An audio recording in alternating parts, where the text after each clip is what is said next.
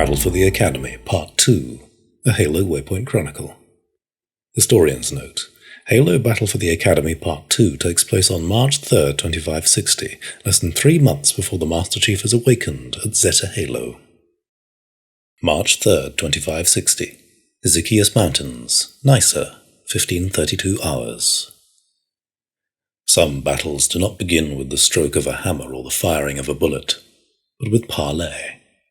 Though it is exceedingly rare for the Banished to step onto the field of battle and leave without a drop of blood spilled, the rite of parley was a tradition practiced by Atriox from the time when the Banished was a fledgling alliance of mercenaries and exiles. Based on the ancient Sangheli parley formation, the negotiator stands at the center and is flanked by a bodyguard on the right and an advisor on the left. Spartan Ilsa Zane strode forwards, the towering, armoured form of her Dascallo, chieftain Atticus, a step behind in the advisor's position. To her right was an empty space. The Banished Spartan had no need for a bodyguard, an arrogant move perhaps, but she was happy to shirk tradition as a grander display of strength. Though they had arrived several hours earlier, they had used that time to identify key strategic locations for deployment and scout local outposts to conduct their own assessments. Atticus had also shared his wisdom on the greater game they were playing to maximize their gain from this invasion within the political structure of the Banished. 100 meters away, an M15 Razorback had come to a halt, and Commander Lorette Agrinia approached while flanked by 2 other Spartans. Iratus's data was already proving useful, as Zane's had identified one as Sigrid Eklund, and the other she recognized immediately, Din. The mere sight of him sent ice through her veins. Din was one of many old scores she had to settle, perhaps one of the oldest. "You have something I want," Ilsa Zane said, her tone clipped and direct. "Give me the AI now, and my forces will leave. There will be no invasion. You will be free to continue your miserable lives." Spartan Agrinia stood stoic and still, her brow furrowed in the early evening light as she cast a scrutinous gaze over Zane's armor. "Hell," Zane continued as she lifted an arm and pointed at Din. "Throw him in as part of the deal, and I'll even give you my word. You only get this offer once." "Even if I believed for a second that your offer was genuine," Agrinia replied. "The answer is no." Zane smiled. Good. At that moment, the clouds began to part, giving way to the immense bow of her dreadnought, Ghost of Kolo. Looming directly above as it passed overhead, drop bases began deploying en masse from the dreadnought's underbelly, accompanied by waves of pods that rocketed to the ground and unleashed the alien warriors within, who were hungry for the taste of Spartan blood. A talon of banshees streamed out of the ship's hangar, serving as the protective escorts for phantom dropships. Zane and Atticus turned, heading to a forward operating base. The Spartans, too, made their way back to the Academy to mount their defenses. Today, the warriors of Zane's clan would face their greatest challenge yet, and all would have the chance to claim the glory of being known as Spartan killers.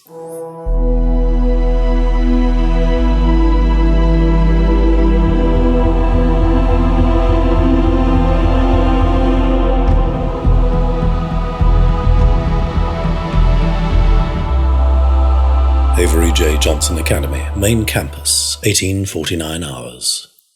The Banshee's incoming fire chewed through the drop wall deployed by Spartan Eusebio.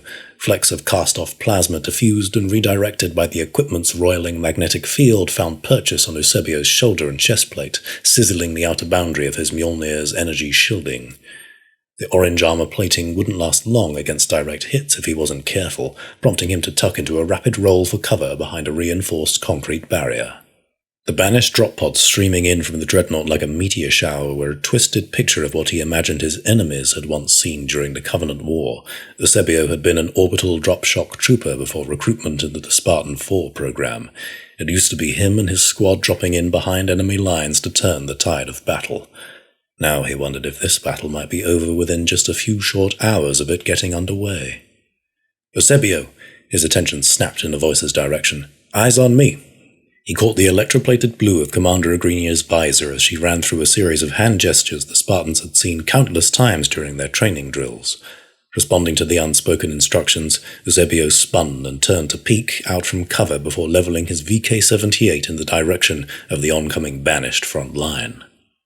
Commander Agrinia mirrored Eusebio's motions and emptied her assault rifle into 3 grunts and a brute warrior before switching to her sidekick to take out 2 jackals unlucky enough to have heads exposed over their shield gauntlets.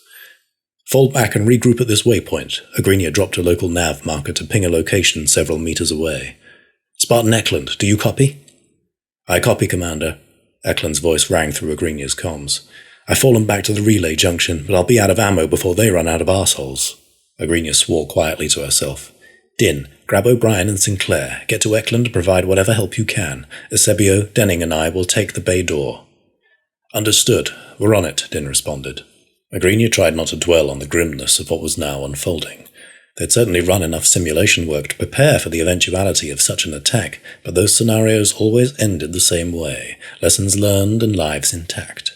She accepted the sting to her pride for what it was, the knowledge that she had let it happen under her watch. Could she have made different choices? Could she have done something to make these events play out in any other way?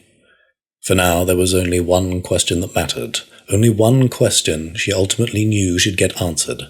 Had she prepared her Spartans enough for what had arrived at their doorstep? Across the battlefield, Din found his way to Eklund's side. So, here we are again. The words were tinged with wry amusement. Not now, Eklund muttered, looking through her scope as she kept pressure on the Banished front lines. Is this more like Danzanea or New Berlin? I hate them all equally. Eklund knew Din's approach was taking the whole laugh-in-the-face-of-danger angle a bit too literally, but she didn't have the energy for it now. O'Brien, cover me while I reload. Get shots in that damn berserker. Spartan O'Brien turned to acquire her new target, trying desperately to avoid incoming plasma bolts while sinking every assault rifle round she had into the rapidly approaching brute. It wasn't enough. Just as O'Brien's shield popped from the plasma fire, the brute berserker barreled shoulder first into the Spartan, pinning her against the nearby wall and knocking the wind out of her. As she struggled and her vision began to go dark, O'Brien saw, or rather heard, Spartan Sinclair leap into action, mounting the brute's shoulders and stabbing them multiple times with a combat knife. The berserker bellowed in pain, but its rage was undiminished. It reached its blood-soaked arms back, grabbing Sinclair and whipping the Spartan overhead, sending him crashing into the nearby wall. The force dislodged Sinclair's helmet, the natural slope in the terrain causing it to tumble out of reach. Barely conscious, Sinclair spit mouthfuls of blood while watching as Din tried to pull the berserker's attention with bandit fire, and Eklund deftly avoided the overhead swing of another brute's gravity hammer. Every bullet impact slowed the lumbering berserker down, but didn't stop it. Sinclair managed to raise an arm to offer an archaic, profane hand gesture in the brute's face, before the alien brought both massive fists down on top of the Spartan's head. Several heavy shots rang out from a bulldog shotgun, and the brute finally collapsed on top of Sinclair. 2 warriors from different worlds turned to corpses on Nyson soil. "Eklund!" Din yelled as he tossed the spent bulldog to the side. "We need to go! Get inside!" After finishing off the brute warrior she had tangled with moments before, Eklund leapt to Din's side, reaching down to get a proper grip on the armour of the unconscious O'Brien while Din got the bay door open. A few moments later they were inside, with the bulkhead door resealed. Eklund flagged down a small group of combat medics and directed them to see to O'Brien. "How long do you think we have?" There was little laughter in Din's voice now. Eklund took a few breaths before responding. "I'm not sure it's even up to us anymore." "So, not long." "Probably not long, no." "Din, Eklund, do you read me?" They were interrupted by Agrinia's voice in their team comm helmet channels. "Loud and clear, Commander," Din replied. "What's the plan?" "We're on lockdown," Agrinia informed them. "Put whoever you can at the gates and have Marines get the wounded back to the med bay. Then meet me on Ops West." "We're on it." Din turned back towards Eklund. "You okay?" "I will be." Eklund's response was confident but laced with obvious exhaustion. Within moments they arrived at Agrinia's position, ready to review their next steps. "I'm sending fire teams on parallel paths to enact coal protocol across our remaining facilities," Agrinia said. "If they can get the job done, we'll at least be able to limit some of the damage." "Right now, damage limitation counts as good news, so I'll take it," Tim replied. Agrinia nodded in agreement. "The lockdown should buy us a I think you've forgotten who is actually in charge here," Iratus's voice came booming over every available channel and rang through the hallway speakers. "Let me offer a friendly reminder. It's not you." The whine and hiss of a symphony of servo motors and hydraulic actuators sounded as every door, gate, and shutter in the academy opened, unlatched, and raised, followed quickly by the resumption of shouting, screams, and gunfire, as banished troops began to pour into every available ingress point.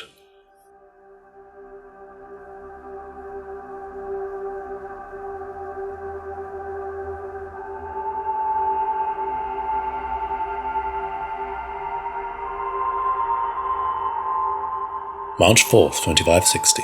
Sword of Conjunction, 0327 hours.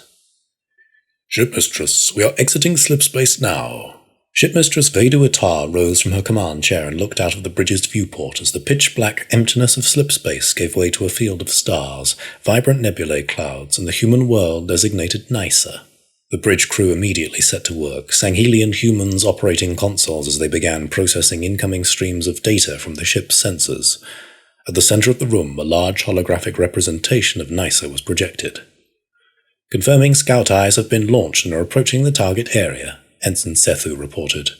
It took only a few centaurs before the central planetary holograph began updating with a variety of data points, building a grim picture of what their allies on the ground were facing as the probe's visual feeds were projected on screens around the bridge. Phantom dropships were converging on Nysa's academy facilities, while an array of banished occupational infrastructure had been deployed all across the continent. War skiffs and grave-maker battle nests streamed out from outposts and foundries, while a fleet of siege-hauler craft ferried supplies from the source of this invasion, a banished dreadnought.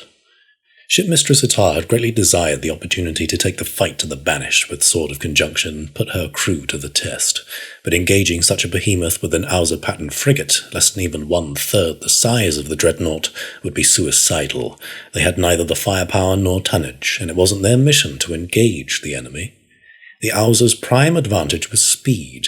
Their powerful slipspace borer had enabled them to reach Nysa in a matter of hours so they could assess the situation.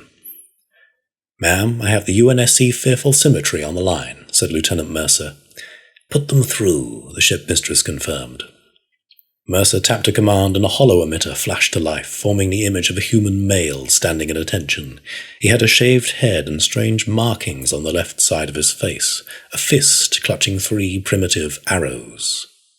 "Shipmistress," he said, "we're at the rendezvous point on the edge of the Hyades system and are ready to move as soon as your assessment is complete." "You need wait no longer. We require no further clarity," she replied, nodding to Mercer as he began transmitting the data they had already gathered. "Nysa is under a full-scale invasion by the Banished. This will not be a battle to reclaim the planet. We must begin evacuation procedures as soon as your ship arrives." "Understood. We'll be with you as soon as we can to lay the table." With that, the hologram disappeared and Shipmistress Atar was left to momentarily untangle the human's metaphor, something their kind had a particular and peculiar proclivity for, which made many of her interactions with them confusing. She imagined that it meant they would be ready for battle. "Prepare to launch Banshee Talons," she commanded. "Amity, Harmony, and Sympathy Wings will harass the enemy forces to provide cover for the evacuation when the UNSC frigate arrives. Direct Riftborne operatives to their pods. They will be deploying immediately." "Relaying orders now, Shipmistress."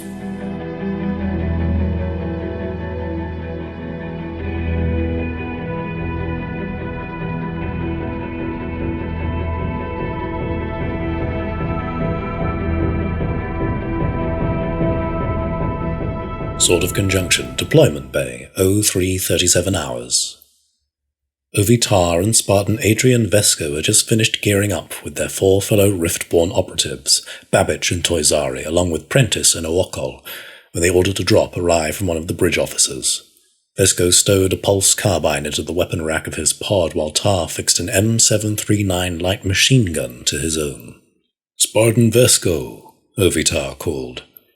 "I have been getting asked what my rank is. I keep telling them it is private." Vesco choked out a laugh as he rolled his eyes. "Really, Ovi? That's the line you want to go out with? Perhaps you might care to lighten the mood." "All right. What did the Ungoi say before going into battle? Tar paused for a moment before shrugging his shoulders. I give up. Vesco snorted. Oh, so you've heard that one before. They climbed into their pods, stealth-specialized Yedo-patterned intrusion carapaces, and nodded to each other as their hatches sealed, levity giving way to business by the book. Holographic displays activated, linking to Vesco's visor as he confirmed their team comm and team bio synchronizations were successful. Victory to clan and kin, Riftborne, a Sangheli officer said over their comms. Prepare to deploy in 3, 2, 1. Vesco felt a sudden jolt as the pod was released from Sword of Conjunction's deployment bay and plummeted through Nice's exosphere. Everybody who dropped feet first into a hot zone had their own ways of getting through it. Vesco wasn't one to close his eyes and quietly hope he'd survive, but instead found he'd developed a habit of humming old shanties he remembered from home. He'd done this more times than he could remember, though only a handful of times in an alien intrusion carapace. The sensation was quite different, as gravitic compensators made the ride feel a little smoother than it was in a standard human entry vehicle. In those metal coffin rides, one truly felt that they were at the mercy of the many random and cascading consequences of actions taken on the battlefield. The pod impacted with a thud, and Hatch immediately disengaged, allowing Vesco to grab his weapon and leap into action as the other 5 pods successfully completed their descents. Tar had landed about 100 meters away, while the other pods were further afield, closer to their own pre-designated targets.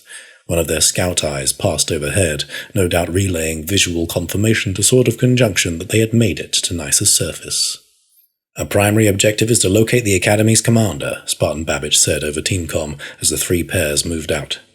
Secondary, to rally any additional groups of survivors, then trigger our locator beacons for pickup. 5 status lights winked green in response. Regrouping with Tar, both Spartan and Sangheli made their approach towards the Academy's main complex, jogging through green fields illuminated by the pre-dawn light shining over the mountains. Expecting to have to work their way into the Academy, they instead found that every entrance to the facility was already open. From the sounds of it, the battle was either dying down or the nature of how it was being fought had dramatically changed. At this point, it seemed likely that the Banished controlled much of the local area, while UNSC forces were holed up in fortified positions, waiting for the right moments to strike. Long-range motion sensor is picking up a cluster of friendly IFFs not far away, Vesco said. Let us make haste. The Riftborne pair dropped down into what appeared to be a firing range connected to an adjacent armory. As they approached the door, each took up positions on either side. Vesco caught enemy movement on his motion tracker and heard a loud, clanging sound within. Tar peered inside, his helmet activating a tactical eyepiece that slid over his left eye and relayed his feed to Vesco. Inside the armory, a colossal Jirulhanai chieftain was tearing off the grated hatches for each weapon locker and handing the contents out to the Banished forces inside with him. From Tar's feed, Vesco counted 2 Jirulhanai, both of whom were now equipped with bulldog shotguns, and 5 Kigyar who were holding human sniper rifles.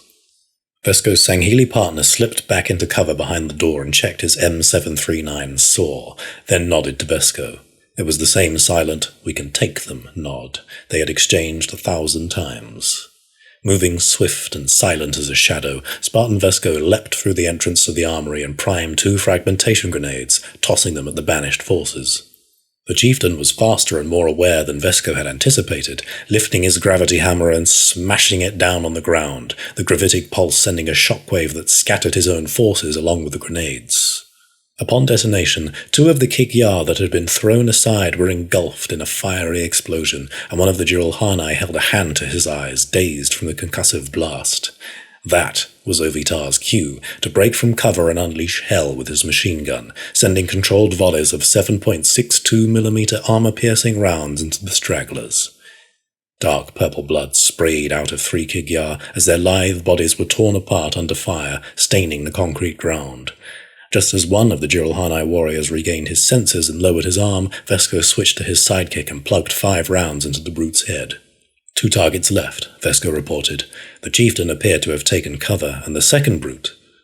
Without warning, the second brute slammed its entire body weight into Vesco, roaring as it leapt on top of him and began frantically clawing at the Spartan, beating at his energy shields until they burst. Tar spun around and managed to fire several rounds that struck the brute in the side, but the Sanghili missed the chieftain, slamming its gravity hammer into the weapons locker unit itself. Vesco threw the brute off of him and sprinted towards his companion. The locker units were large steel crates designed to move along 2 floor tracks due to their immense weight. Ovitar realized where he was standing, too late to react. Vesco dove forwards, hoping to tackle Tar out of the way, but the unit, struck with such force by the gravity hammer that it lifted off its tracks, crashed into him with a sickening crunch. The chieftain bellowed in satisfied rage. Vesco took up his companion's weapon, unloading the rest of the saw's drum magazine. In launching the locker unit, the chieftain had sacrificed his own cover, paying for that action as he was now completely exposed. There were only 17 rounds left in the magazine, but it was enough to shred through the chieftain's thick armor plating. The chieftain barely seemed to register the pain and advanced towards Vesco as the magazine was spent. It snatched the saw from Vesco's hands and tossed it aside like a toy before delivering a swift punch to the Spartan's head, a blow that brought him to his knees and would have undoubtedly killed him if he hadn't been wearing a helmet. Ears ringing, vision swimming, Vesco was only vaguely aware of the muffled sound of assault rifle bursts a few meters away. It took the explosive entry through the far door to the armory to draw his focus, and then he saw them. A dozen Marines led by a Spartan in cream-white armor. "That's right, you bastard," one of the Marines shouted as Vesco heard strained grunts and heavy footfalls from the chieftain. "Run!" Vesco crawled towards the locker units, finding Ovitar crushed between them, an outstretched hand still twitching as his breathing became increasingly laboured. His vitals on Team Bio were rapidly declining. "Ovi!" Vesco's voice was rough, his hand gentle as it settled on his partner's wrist. Somewhere behind him he could hear the din of conversation, the barking of orders, but his attention remained fixed on the brother who had watched his back for over 5 years. "Clear the room, Neely. Make sure there aren't any more surprises here." "We're all good, Commander. Looks like our friend here took care of the rest." "Spartan Vesco." Tar's eyes brightened for a moment as he croaked the words. "What do you call a—" The Sanghili went still. "Ovi? Ovi?" Though he fought to stay conscious, Vesco felt himself getting pulled away as his vision blurred, the sight of Ovitar growing further and further away until the armory's bay door closed. He could just about make out the steady assurances coming from the commander. "Easy, Spartan. Come with us. We'll get you patched up."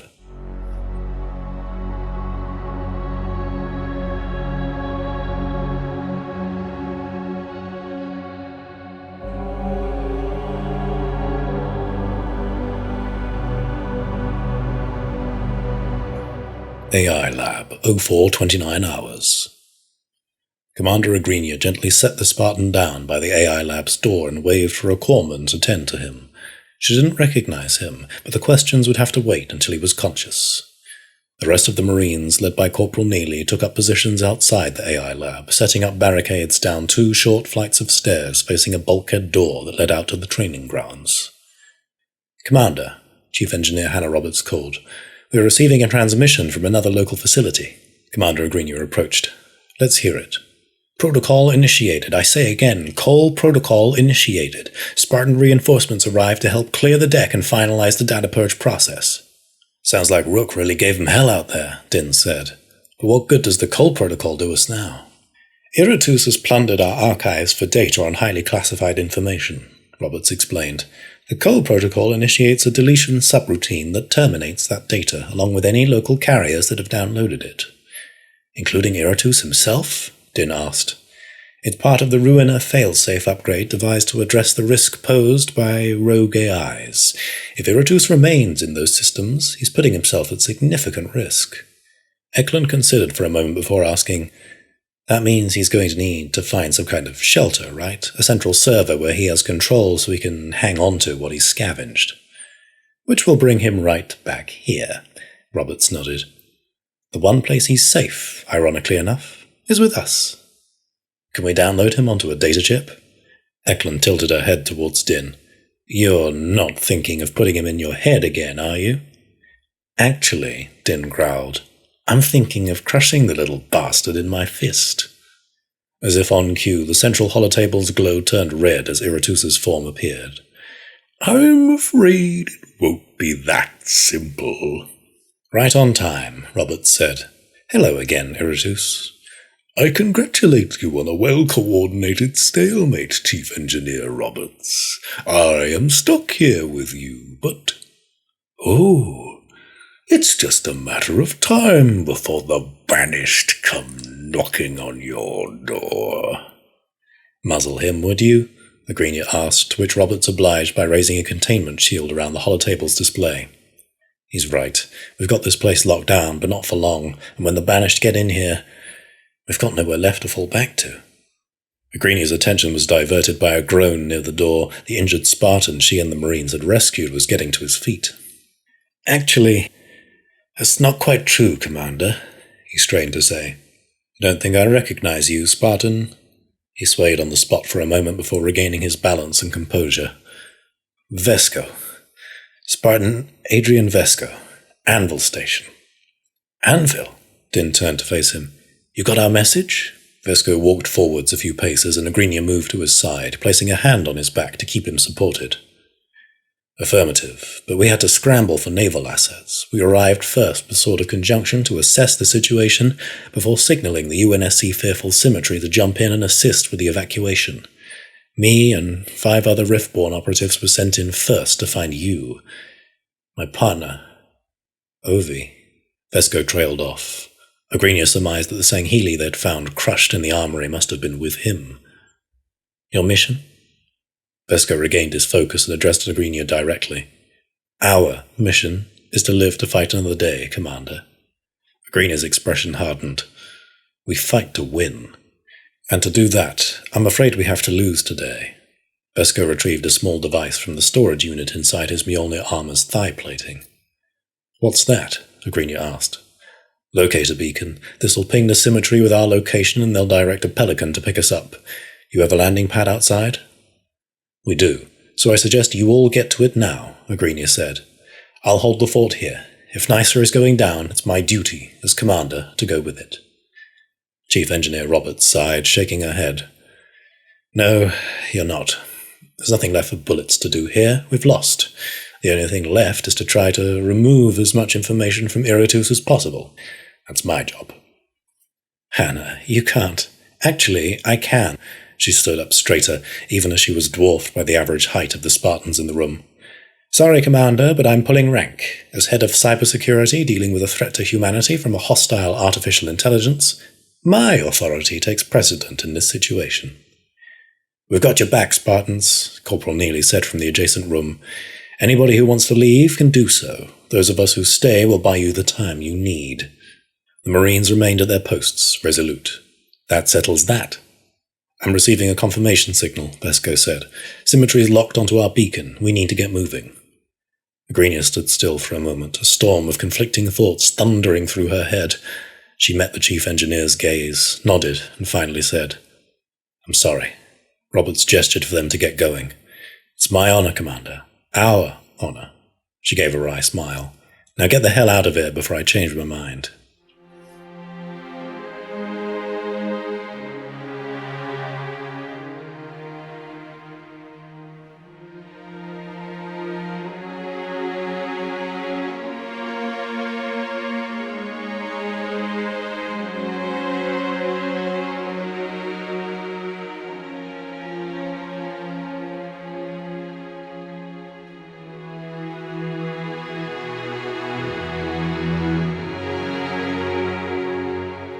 Pelican Bravo 198, 0441 hours.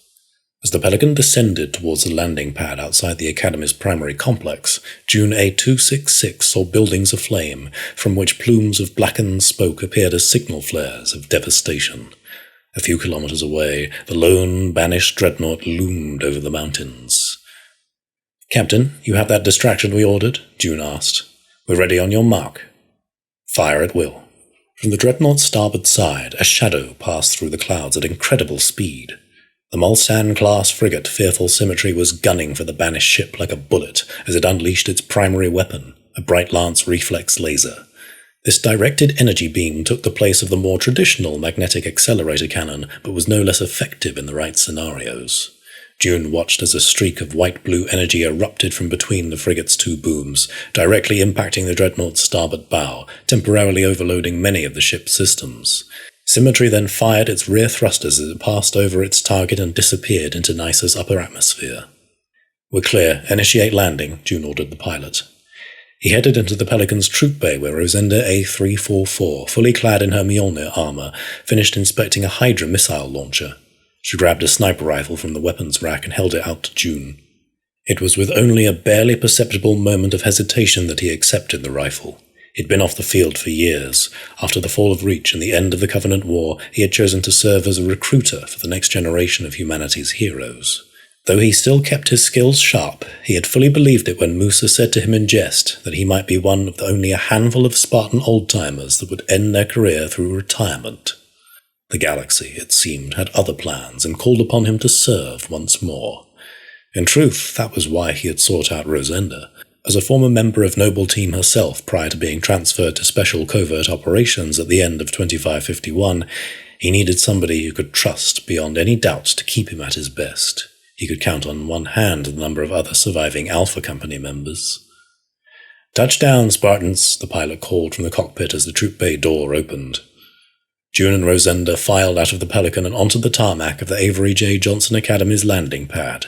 The central complex was scorched and the surrounding area was littered with wrecked, upturned vehicles, blazing fires, twisted metal and chunks of concrete strewn across the landing zone, along with several dead Marines. "Signal looks good," June said as he glanced at his wrist-mounted UGPS device, which was pinging the beacon that one of the Riftborne operatives had activated. "They should be coming out any moment. In the meantime, let's take care of that uninvited guest." Rosenda pointed skywards as a Banshee scout began turning towards their location. June leveled his sniper rifle and took aim at the target. The Calum workshop models utilized by the Banished were tricky due to their reinforced plating covering the cockpit and wings. Rosenda locked onto the attack flyer with her Hydra and fired 4 high-explosive Gyrock missiles. The Banshee altered its trajectory as soon as the pilot saw them coming, but wasn't quite fast enough to avoid impact from 2 of the rockets on its armored wing, blasting it off. June continued tracking it with his rifle, waiting for the right moment. The other 2 missiles that the Banshee had managed to avoid were still tracking their target, curving back around, prompting the pilot to accelerate and begin a series of convoluted arcing maneuvers. June drew in a breath, his sniper rifle's targeting reticule finding the weakest spot on the Banshee's damaged side where a bullet would pass through the armor. The 2 missiles overshot the aircraft once more, detonating from colliding with each other, and the Banshee leveled out. Before it could begin to turn back towards them, a muted crack came from June's sniper rifle, and he watched with satisfaction as the vehicle entered a sudden nosedive, crashing into the ground and erupting into flame. "You've still got it, old man," Rosenda bumped him on the shoulder as she approached the Academy's main entrance. He wanted to say, "You're only a year younger than me, you know." But at that moment, the bulkhead door began to slide upwards. June kept his rifle trained on the door until he saw that 4 Spartans were making their way out of the atrium. "I have visual confirmation of Commander Agrinia and 3 other survivors," Rosenda reported to Bravo 198's pilot. "Prepare for dust-off. 10-4, we're good to go as soon as you're all aboard." There wasn't time for introductions, pleasantries, or platitudes. June simply signaled for the survivors to follow him as they made their way to the Pelican's rear bay. June nodded to Spartan Vesco as he boarded the Pelican. Riftborne were typically deployed in pairs, and there was no sign of an allied Sangheli with him. Vesco was then followed by Spartans Din, Eklund, and finally Agrinia. "We're good to go," Rosenda said as she headed towards the cockpit. "Let's get out of here." "Where exactly are we going?" Agrinia asked as the Pelican began to rise. June turned to her, but Agrinia's gaze remained fixed on the view of Nysa outside the troop bay door's viewport. "This Pelican will take us to the cemetery where we can see to immediate medical needs. Then we're jumping back to Anvil Station. We can regroup and debrief there." As the Pelican accelerated into the atmosphere, the view of the Avery J. Johnson Academy became smaller with each passing second. "I should have stayed," Agrinia said in a hoarse whisper as they left Nysa behind. June sank into a seat and exhaled. He told himself those very same words, considered every permutation of how differently things might have turned out if he had stayed with his team during the fall of Reach. But they had orders, a duty to the greater mission of protecting humanity, and bigger battles to fight on the horizon.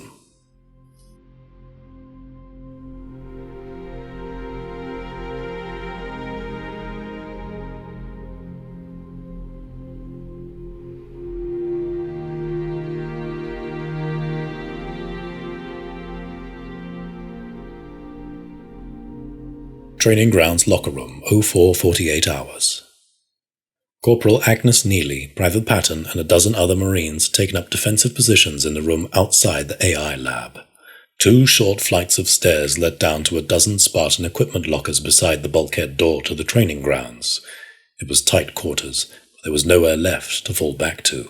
They'd set up a few improvised barricades for all the good it would do, but there was no room for doubt here. This was their final stand. The shutters were closed, which cast the room in near total darkness, the only source of illumination coming from the underslung flashlights on the Marines' assault rifles, all of which were directed towards the training yard door. It seemed an ill omen that the muffled sounds of battle outside were dying down. The building no longer shook from Banshee strafing runs. The enemy would be with them soon. Neely caught Patton cursing himself in hoarse whispers as his hands shook while keeping his assault rifle aimed at the door. She couldn't blame him for being scared, for no doubt thinking that he should have taken a spot on the Pelican and gotten the hell out of there. It seemed like it was easy to be brave and noble in the moment, but waiting in the quiet aftermath, suspended in the ever-shortening time they knew they had left, gave way to doubt.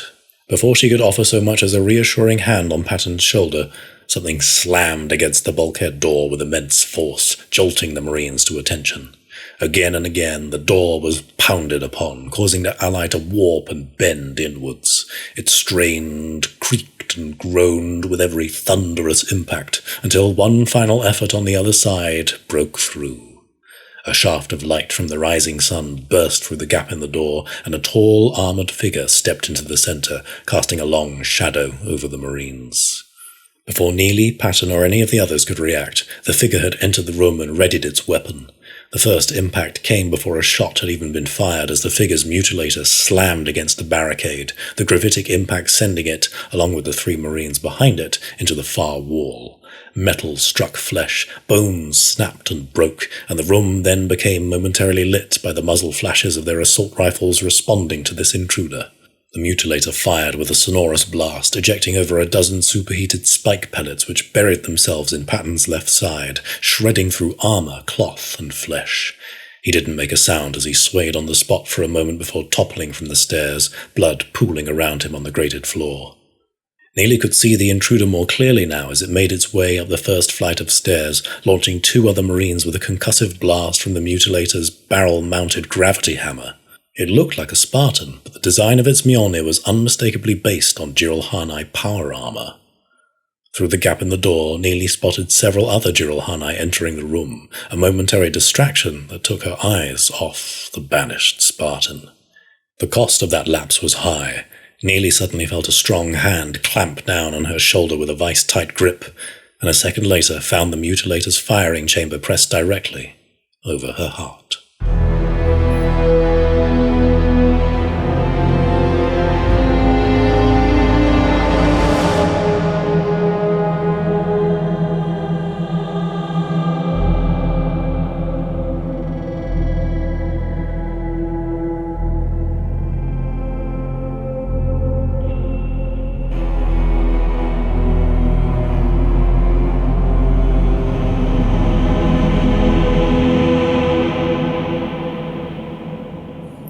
AI Lab, 0500 hours. Ilsa Zane made her way to the center of the Academy's AI Lab.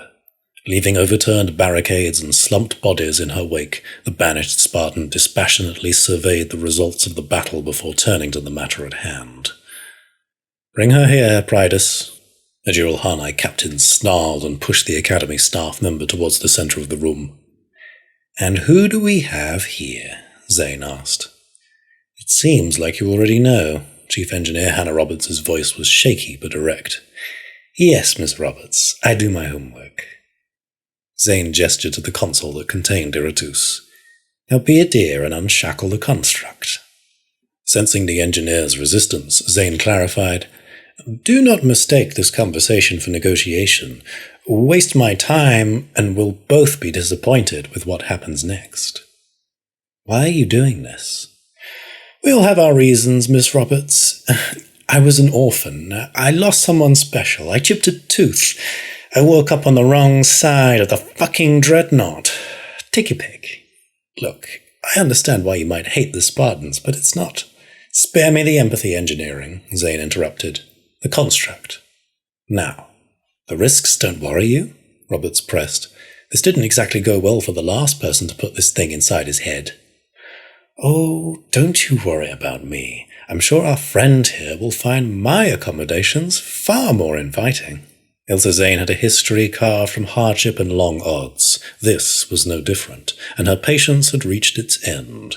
If the chief engineer had anything more to say, this time she kept it to herself. Moving stiffly to the central AI console, her hands moved swiftly and deliberately across the control panel. A few moments later, a telltale chime came from the dock and an AI chip was ejected from its console. There, Roberts uttered. He's in there. Zane stepped forward, eyes fixed on the chip as she slowly removed it, silently inspecting its contours and the pulsing red light at the center.